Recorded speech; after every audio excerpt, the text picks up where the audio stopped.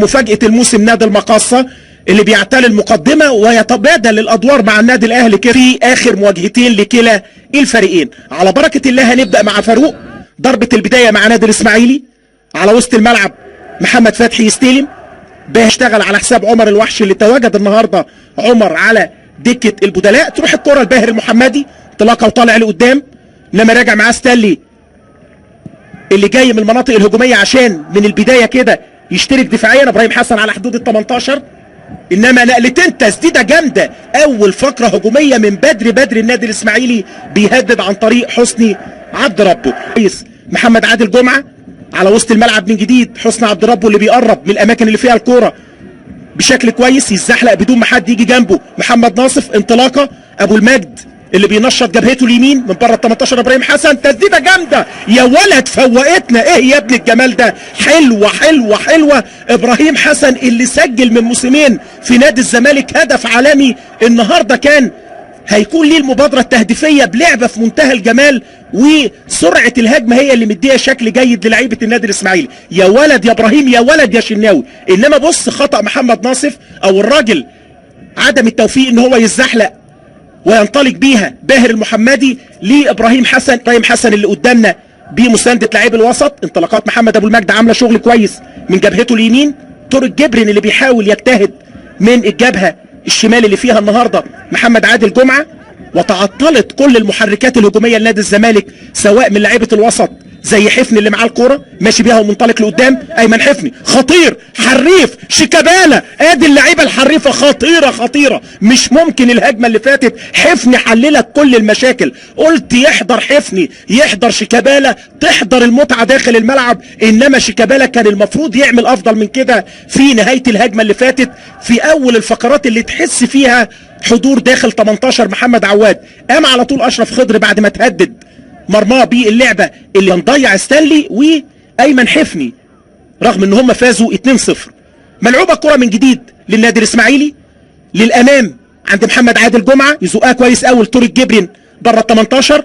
غاب تماما الهجوم الاسماعيلاوي ال10 دقايق الاخيره. حسني عبد ربه خطيره خطيره ومفيش قرار بتسلل. خطيره خطيره اللي فاتت، انما يا ولد يا حسني تمريره ايه بلسم يا ابني، منتهى الجمال والروعه. وهنشوف كان في قرار من المساعد ولا ايه. محمود حمدي الونش من الخلف للامام الى ستانلي بيهرب من الرقابه كويس قوي. شيكابالا جمله جماعيه في منتهى الجمال. شيكابالا تاني يستلم تسديده خطيره يا ولد يا شيكابالا، يا ولد يا ولد يا شيكابالا. هي دي الطريقه الشيكاباليه اللي بتكلم عليها، في ثانيه يغير لك الدنيا، في ثانيه يغير الحال. انما عواد موجود يرد على الشناوي بتالق في نهايه الشوط الاول. حلوه حلوه من شيكابالا، برافو يا ولد يا عواد. ضربه ركنيه موجوده بشوط اول ب5 هجمات مؤثره هنا وهنا، كانوا قريبين جدا من مراحل التهديف ويتعادل الزمالك في الضربات الركنيه مع اخر 3 دقائق. تتلعب الكوره من شيكابالا الى محمد عادل اللي بيحلق من بعيد، انما التسديده موجوده من ايمن حفني يطلع مره ثانيه. 0-0 شوط اول. محمد فاروق على بركه الله احداث الشوط الثاني، واثناء توقف الكوره هنبدا نتكلم عن الشكل اللي كان موجود. حسني عبد ربه هنا، حسني فتحي وهنا عبد ربه. تتلعب الكوره من طارق جبرين قصيره في الجبهه اليمين عند باهر المحمدي، ترجع تاني لطارق جبرين عنده سرعات كويسه. حسني يا ولد يا لعيب على المغمض يحطها لمحمد عادل جمعه، عرضيه خطيره يا ولد يا دويدار. انما التمريره من حسني منتهى الجمال، شايف كويس قوي الحته الفاضيه اللي انطلق فيها من الجبهه، ينتهي بفاول عند محمد فتحي اللي كان راجع يسند دفاعيا. يلعبوها بسرعه عند ابراهيم حسن. 3 على 5، 5 ابيض هم ترجعوا، 3 من النادي الاسماعيلي و4 بزياده حسني عبد ربه. عدلوا وضعيتهم الدفاعيه، خطيره من الجبهه اليمين، تسديده يا ولد يا شناوي حلوه حلوه. ونقل نفسه محمد ابو المجد الورقه النهارده اللي دفع بيها اشرف خضر في جبهته اليمين وعملت له تاثير في اكتر من موقف هجومي. انما بص النهارده عاجبني حسني عبد ربه، عملها وكان مغطي دويدار ومحمود حمدي واخد مكان عبقري داخل ال 18 محمد ابو المجد. انما في الزاويه الضيقه الشناوي واقف تمام التمام ويكمل مسلسل التألق في مواجهة اليوم أحمد الشناوي. يبقى هجمة شرسة وخطيرة للنادي الإسماعيلي بعد 11-12 دقيقة لعب. تألق مازال لأحمد الشناوي اللي بيحل الأزمات الدفاعية على مرمى فرقته. محمد عادل جمعة هيلعب ضربة ركنية يلعبها عاليه، طالع الشناوي يا ولد يا لعيب. قلت لحضراتكم دخول محمود جنش في التشكيله الاساسيه اللي فاتت عمل عروض اكتر من رائعه، كانوا من اهم اللعيبه اللي بتاثر في اداء نادي الزمالك هجوميا. مصطفى فتحي وايمن حفني، ملعوبه ابراهيم حسن، ابراهيم الخطير، ابراهيم وقف عليها تقل شويه لغايه ما حد يجي له.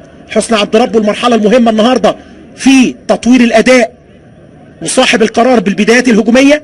محمد ابو المجد اللي طالع على محمد ناصف انما بيحلق عليه من بعيد بيعطله، ترجع تاني الباهر المحمدي، حصار باربع لعيبه يحطوها تاني في وسط الملعب لمحمد فتحي اللي جاي من العمق الى حسني عبد ربه، هيحطها في الجبهه الشمال حسني لمحمد عادل جمعه، انما هتطلع منه يلحقها الراجل ويعمل عليها مجهود.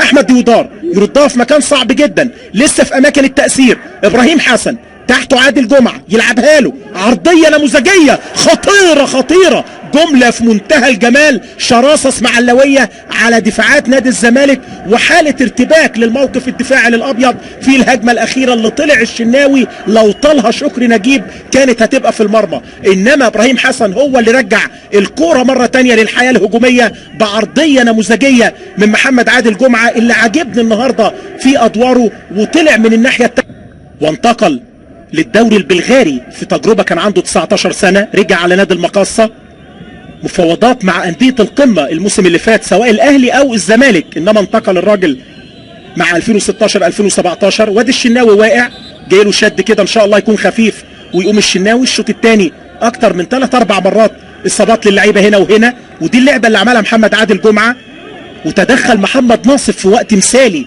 لازم نتكلم على ناصف زي ما اتكلمنا على عرضيه محمد عادل جمعه واتكلمنا على تحركات محمد ابو المجد. هينزل اللاعب الدولي ابراهيم صلاح مكان محمود دونجا، سلامات لدونجا اللي لعب النهارده جنب طارق حامد، انما فقدوا كتير من قدراتهم نادي الزمالك في السيطره في وسط الملعب في عدم وجود لعيبه تقدر تكمل لقدام مع صناع اللعب.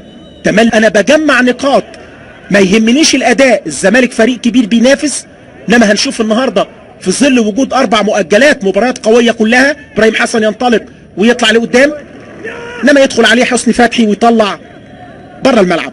ادي اللعبه الاماميه اللي اتعملت حلوه قوي وتحرك من ستانلي، لو الراجل حطها يمين او شمال شويه كانت هتبقى صعبه، انما بص شوف محمود حمدي بيعمل ايه، تمريره قطع بيها المسافات والمشاوير.